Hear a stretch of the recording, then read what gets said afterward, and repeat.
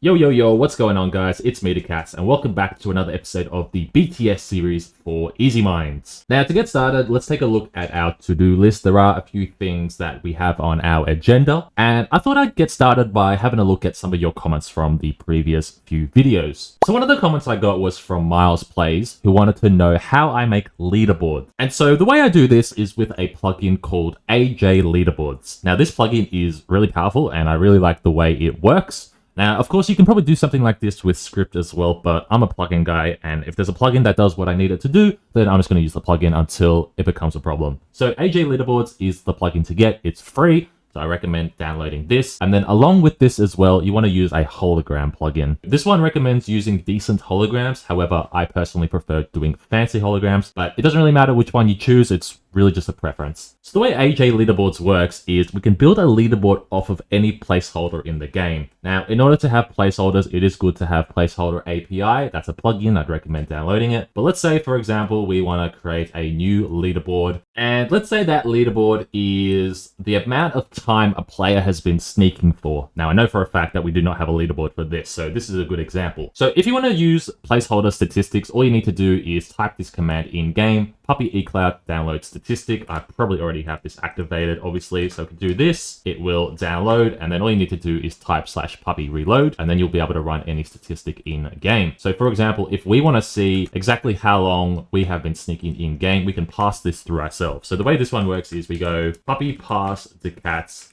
and then the statistic. And yeah, I have been sneaking for 46,856. I don't really know what that is. It's maybe seconds, milliseconds, minutes.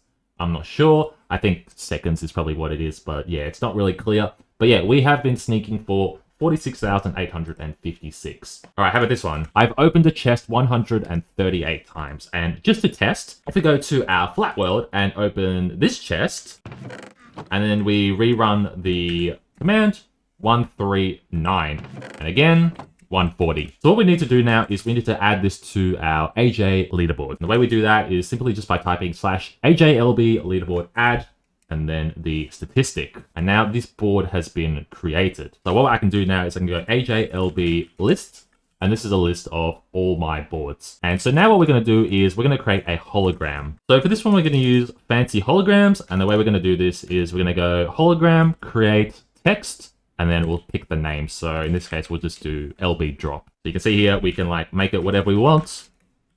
And that's how you edit holograms. Basic stuff. But yeah, now let's go over to our files. So in our file manager, we want to go to fancy holograms, and then we want to go to all the holograms. And what I'm going to do is I'm going to find a template for one that I already have that exists, an existing statistics one. It'll just make it easier to do it this way. And let's go, here we go.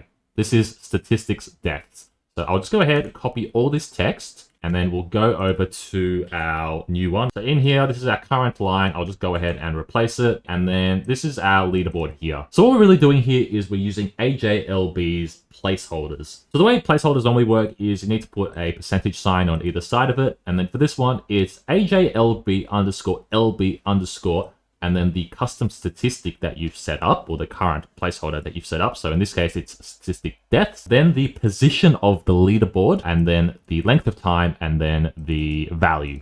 So in this case, it's the total statistics deaths, number 4 on the slot, all time, and then their name. And then to the right, we have the values. What we're going to do here is we're going to replace the word deaths with chests open. I think most people are going to have 0 on here because there's not really any chests in the game anyways. But yeah, we've got our leaderboard here. So all we need to do now is go save, and then back in game, we're going to go fancy holograms reload. And now this leaderboard has been updated. For some reason, because I'm opt, my name never appears on these things, but we can see here, Zoom XO has opened 40 chests, and he's at the top of the leaderboard. So yeah, that's how I do leaderboards on the server. If you need more help, then the AJLB wiki also explains exactly how to do it. It is a little bit to read, but it is pretty straightforward once you have read it, and this is how I learned how to do it as well. Now, the next comment we have comes from Nimu West, who says, I was wondering where to hire devs from. Now, this is a really good question. So when it comes to devs, there's lots of great places to look, but the first place I would recommend looking is via the offers and requests page on the official Minehut Discord. A lot of people are advertising their services through here, and a lot of them will work for free. I know it's weird. People work for free for some reason. But yeah, this is a really good place to find developers. So things will either be categorized as like a requesting or a offering. And so what we want to look for is someone who is offering developer services, like this one, for example. This guy, Dan, can do scripts for you, and he seems to start out between $5 and $25. So this is a paid developer. But if we keep on scrolling, I'm sure we can find somebody that is free. Like, look at this guy. This guy is doing plugin configuration between $1 and $10. Now, I would never pay anyone to configure a plugin for me. I think that's a bit weird, but nevertheless, some people might need that, and this is a service that this person is providing. Looks like we have another one here. Try Me is doing script configuration for you guys, and it seems like he's got similar prices as well, between $1 and $10.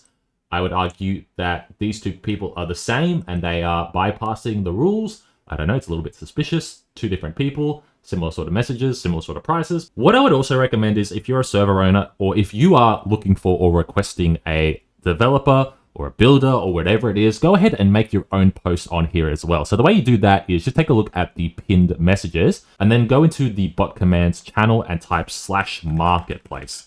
And then when you do, you can go ahead and fill out this form, and then it'll go ahead and pop up in this chat, and then you'll guarantee get a few people reach out to you. But yeah, my tips for this is like, make your offer enticing, put a little bit of effort into it. Like, you know, a message like this is obviously better than a message like that. And just be honest about like paying stuff. Like say in your request that whether it's free or whether it's not free.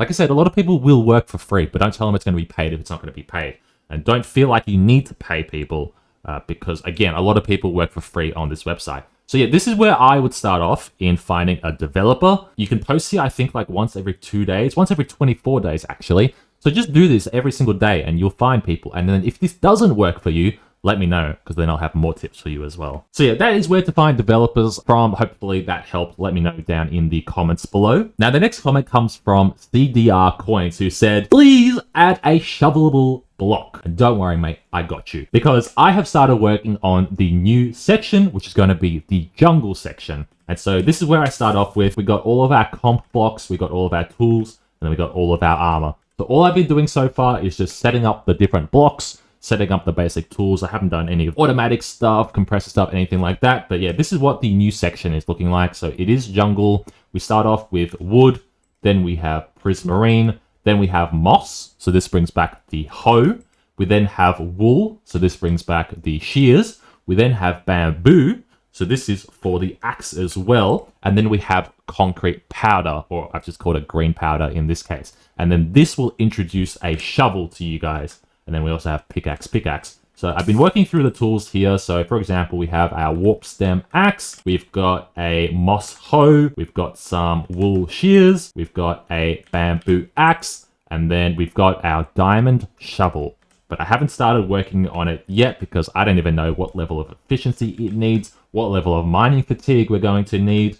I love introducing new tools because I love making you guys suffer. You guys know that. Nah, I'm just kidding. But yeah, I like having more tools in the game. And I feel like as we get to the later stages and whatnot, like, you know, the pickaxes are pretty much maxed out at this point. So as we continue playing, we can start introducing more and more tools and stuff and make the server more and more interesting. And it's, I don't know.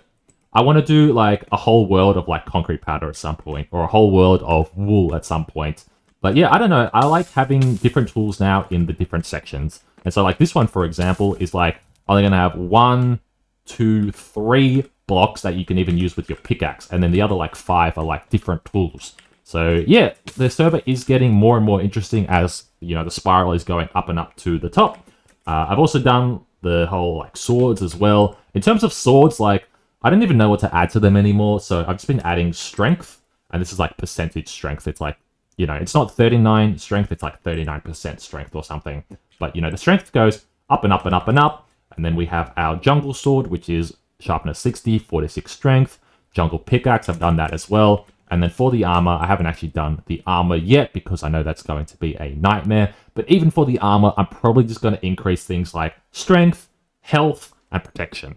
So like the amount of hearts you have, and then the amount of damage that you can do. Because all of these crazy enchants, whilst I like adding them, I feel like there's already so many of them, and they also lag the server quite a bit. So I don't want to keep on adding crazy enchants to the armor. But yeah, this is where I'm up to in terms of the jungle stuff. So I'll probably spend the next few days or whatever, working on the armor and the tools, and then on the rest of the stuff. And I don't know, hopefully it'll be ready to release maybe like next week or the week after.